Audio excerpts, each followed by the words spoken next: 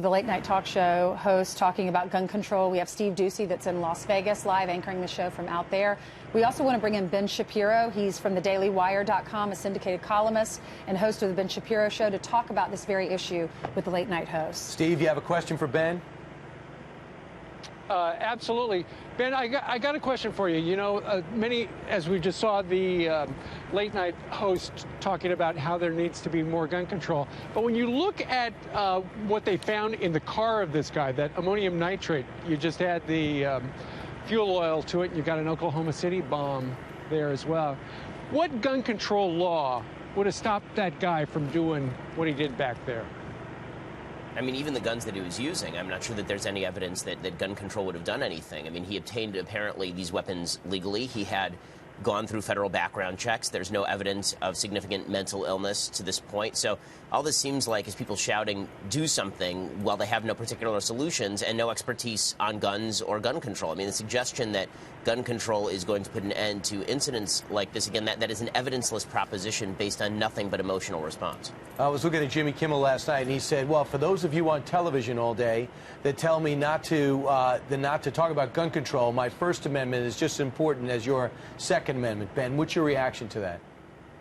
Well, I mean, no one is talking about stopping him from talking. I mean, I would never try to ban Jimmy Kimmel from talking on television. He should stop trying to ban me from owning a firearm. And again, nothing that the late night hosts are saying has any sort of relationship to reality. If they want to call for an outright gun ban, if they want to call for all guns in the United States to be removed, then we can at least get an honest assessment of what it is they believe. But when they say things like a little bit of common sense gun control would stop all of this, that's just a chimera. It's not true. They're making things up because this is all about the moral disapproval of people who own guns. And that's what drips from a lot of these folks, is this idea that if you oppose them on policy, it's because you don't care enough about what happened in Las Vegas. And that really is, that's quite disgusting. I mean, the idea that if we disagree on politics, it's because my heart isn't big enough, but your heart is just big enough so you understand Jimmy Kimmel or Stephen Colbert or Seth Meyers. You understand truly what America needs because you care so much.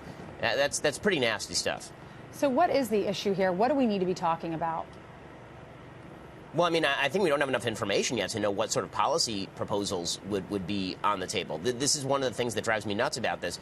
Mass shootings are actually a pretty terrible way of determining policy because the sample size is so low, because it tends to be non-representative of deaths involving guns in the United States overall, for a variety of reasons. I mean, if we actually want to talk about gun violence across the United States, we'd actually have to start talking about, if you're going to talk gun control, then let's talk about democratic areas in major cities, because that's where virtually all of the murder, or at least a huge percentage of the murder, is taking place in the United States. Even that, though, would be, I think, a false premise, because the fact is that the number of guns in the United States has gone up as the murder rate has gone down. Per capita, there are now 1.45 guns per American in the United States. There were less than 1 gun per Americans in the United States in 1993, and the murder rate has declined markedly since that time. So the idea that more guns equals more crime, or more guns invariably equals more mass shooting, the evidence is really weak on this stuff. Yeah, so what does that tell you? Does that tell you that more people owning guns with murder rates going down? Is it because we feel like using a gun we can protect ourselves more, owning a gun? Well, I mean, I think there's a case to be made for that. The truth is that correlation in these cases doesn't always equal causation. So saying more guns, less crime, it may be just as wrong as saying less guns, more crime. But by the same token, to suggest that if we just remove guns, that's going to send the crime rate down, it's not true. People keep talking about things like Australia, where there was a big gun buyback. And the fact is that in Australia, they only removed 1/3 to 1/5 of guns. The gun crime rate was declining markedly before that, and the United States is not the same as Australia. Try going to Texas and telling everybody they need to hand their guns over to the federal government and see how the gun rate, the gun death rate goes up. That also tell the people in England how safe they are when they've had 5 attacks over the last year, and they have very few guns over there, as well as France. Even law enforcement doesn't carry guns, right? As well as Spain. True, good point, Ainsley. And finally, I didn't know. I'm not a gun guy. I don't pretend to be. But now I'm finding about these bump fire stocks that allow a semi-automatic to be an automatic. And the fact is, according to the ATF, it was actually legal to do. Would you, as a pro-gun guy, entertain the fact that we get rid of some of that conversion? Yeah, I think I would. I mean, the fact is that the machine guns have been illegal for sale since 1986 in the United States.